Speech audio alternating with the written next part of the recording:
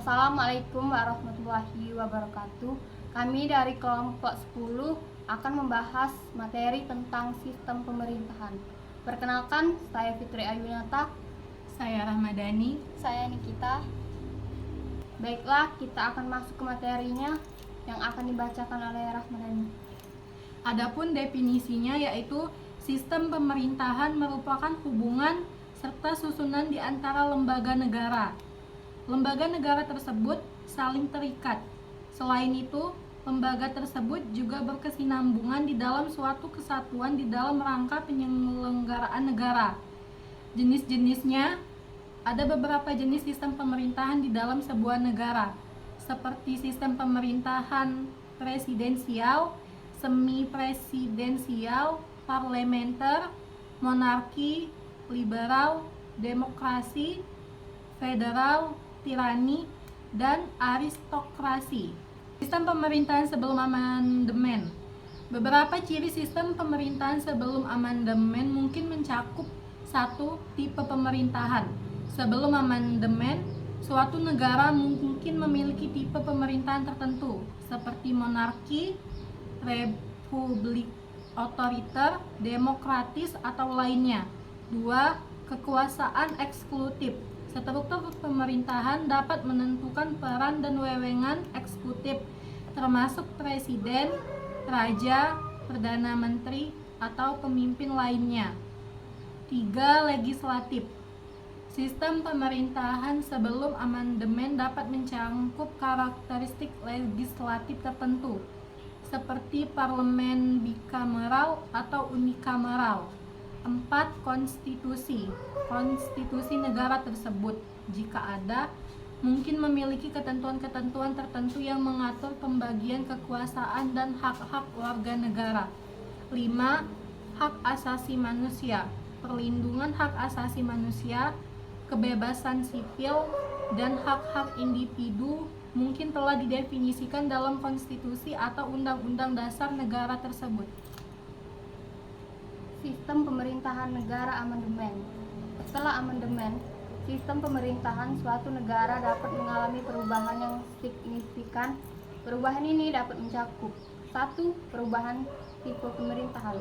Amandemen konstitusi dapat mengubah tipe pemerintahan, seperti perubahan dari monarki menjadi republik atau sebaliknya. 2. Pembagian kekuasaan. Amandemen dapat mempengaruhi pembagian kekuasaan antara cabang eksekutif, legislatif, dan yudikatif, mungkin menguatkan suatu melemahkan salah satu cabang tersebut. Sistem pemilihan. Sistem pemilihan pemimpin seperti presiden atau perdana menteri dapat berubah, termasuk cara pemilihan dan jangka waktunya. Legislatif. Struktur legislatif dapat berubah, seperti perubahan dari sistem bikameral menjadi sistem unikameral atau sebaliknya. Konstitusi. Amandemen konstitusi dapat mencakup revisi terhadap pasal-pasal kunci atau pembaruan konstitusi secara keseluruhan. 6. Hak asasi manusia. Perlindungan hak asasi manusia dan hak-hak warga negara dapat diperluas atau diperbarui melalui amandemen konstitusi. 7. Otonomi daerah. Amandemen dapat mengubah tingkat otonomi daerah atau pembagian wewenang antara pemerintah pusat dan daerah. Sistem pemerintah dalam Undang-Undang Sementara 1950. Dalam Undang-Undang Sementara 1950, Indonesia menganut sistem pemerintah parlementer sebagaimana dalam konstitusi RIS. Kedudukan materi pada masa memperlakukan UUD sementara tahun 1950 lebih tinggi daripada saat diperlakukan UUD 1945. Pada masa ini, materi-materi menjadi dari sistem pemerintah yang dipakai dalam parlementer, sehingga penanggung jawab atas pemerintah dipegang oleh menteri-menteri yang dipimpin oleh seorang perdana menteri. Sedangkan presiden sebagai kepala negara tidak bisa diminta bertanggung jawab. Berikut kutipan pasal-pasal yang terkait dengan kedudukan dan kewenangan menteri-menteri dalam UUD sementara tahun 1950. Alat perlengkapan negara, ketentuan umum pasal 44. Alat-alat perlengkapan negara ialah Presiden dan Wakil Presiden, Menteri-Menteri, Dewan Perwakilan Rakyat, Mahkamah Agung, Dewan Pengawas Keuangan. 10. Presiden membuka kementerian-kementerian. Pasal 50. Presiden membentuk kementerian-kementerian. Pasal 51. 1. Presiden menunjuk seorang atau beberapa orang pembentuk kabinet. 2. Sesuai dengan anjuran pembentuk kabinet itu, Presiden mengangkat seseorang daripadanya menjadi Perdana Menteri dan mengangkat menteri-menteri yang lain. 3. Sesuai dengan anjuran pembentuk itu juga, Presiden menetapkan siapa-siapa dari menteri-menteri itu diwajibkan memimpin kementerian masing-masing. Presiden boleh mengangkat menteri-menteri yang tidak memangku sesuatu kementerian. 4. Keputusan Presiden yang memuat pengangkatan yang diterangkan dalam ayat 2 atau 3 pasal ini ditandatangani serta oleh pembentuk kabinet. 5. Pengangkatan atau penghentian antara waktu menteri-menteri, begitu pula penghentian kabinet dilakukan dengan keputusan Presiden. Pasal 52. 1. Untuk merundingkan bersama-sama kepentingan-kepentingan umum Republik Indonesia, menteri-menteri bersidang dalam Dewan Menteri yang diketuai oleh Perdana Menteri atau dalam hal Perdana Menteri berhalangan oleh salah seorang menteri yang ditunjuk oleh Dewan Menteri. 2. Dewan Menteri senantiasa memberitahukan segala urusan yang penting kepada Presiden dan Wakil Presiden. Masing-masing menteri berkewajiban demikian juga berhubungan dengan urusan-urusan yang khusus masuk tugasnya. Dari pemaparan pasal-pasal di atas, diketahui bahwa menteri-menteri atau pemerintahan mempunyai kewenangan yang cukup besar. Selain sebagai bagian dari alat-alat kelengkapan negara, ia juga mempunyai kewenangan dan privilege. Ia terlibat secara langsung dalam proses pembuatan undang-undang, proses pembuatan anggaran belanja negara sekaligus pemegang umum anggaran, penerbitan uang, serta dalam kaitan dengan hubungan luar negeri. Sebagaimana pejabat tinggi lainnya, menteri-menteri juga mendapat keistimewaan di muka pengadilan. Ia hanya bisa diadili dalam tingkat pertama dan tertinggi oleh Mahkamah Agung, baik saat menjabat maupun sesudah tidak menjabat. Sistem pemerintahan dalam KRIS. Dalam KRIS 1949, Indonesia menganut sistem pemerintahan parlementer, tidak seperti UUD 1945 yang menempatkan presiden sebagai kepala pemerintahan sekaligus sebagai kepala negara. Pada konstitusi RIS, presiden hanya berkedudukan sebagai kepala negara. Sementara itu, kepala pemerintahan dipegang oleh Perdana Menteri. Pasal 69 ayat 1 Konstitusi RIS berbunyi, Presiden ialah kepala negara. Pada masa keberlakuan Konstitusi RIS, menteri-menteri adalah bagian dari alat-alat perlengkapan negara sekaligus bagian dari pemerintahan bersama Presiden.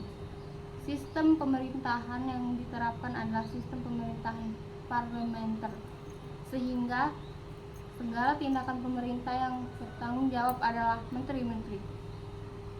Presiden tidak bisa diminta pertanggungjawaban.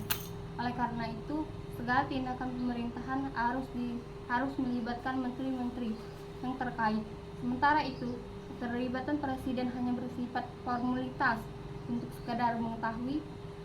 Berikut kutipan pasal-pasal yang terkait dengan kedudukan dan wewenang menteri-menteri dalam Konstitusi RIS. Perlengkapan Republik Indonesia Serikat. Ketentuan umum. Alat-alat perlengkapan Federal Republik Indonesia Serikat ialah Presiden, Menteri-Menteri, Senat, Dewan Perwakilan Rakyat, Mahkamah Agung Indonesia, Dewan Pengawas Keuangan. pemerintah. Pasal 68. 1. Presiden, menteri-menteri bersama-bersama merupakan pemerintah. 2.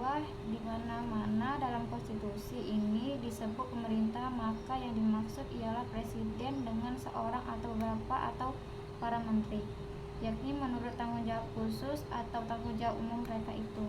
3. Mereka berkedudukan di Jakarta, kecuali jika dalam hal darurat pemerintah menentukan tempat yang lain. Pasal 72. Jika perlu karena presiden berhalangan, maka beliau memerintahkan Perdana Menteri menjalankan pekerjaan jabatan sendiri. Pasal 74. Mahkamah Konstitusi. Pusat Pendidikan Pancasila dan Konstitusi. 1.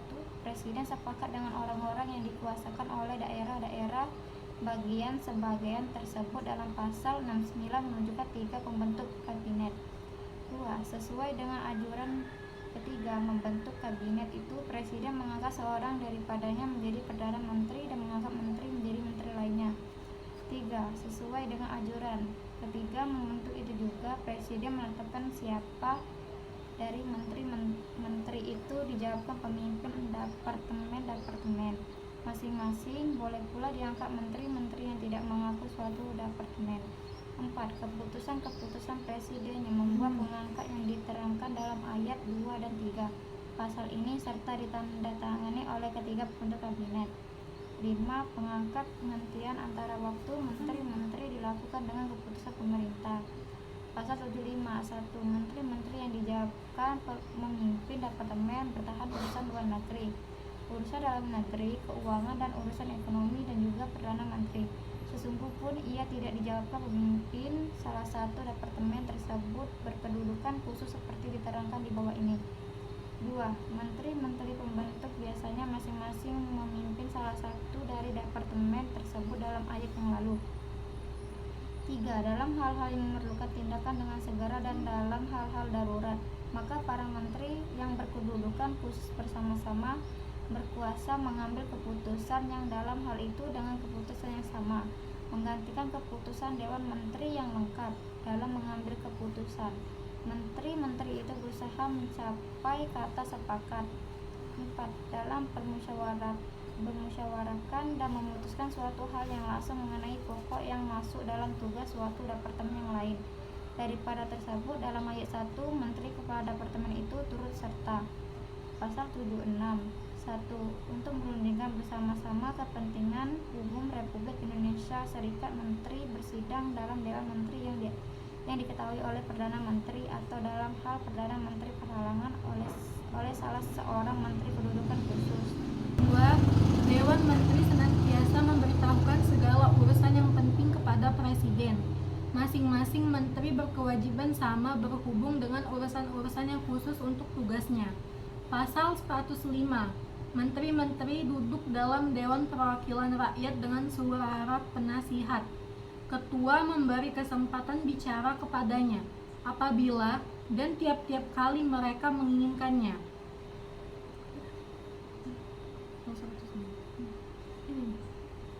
Pasal 106.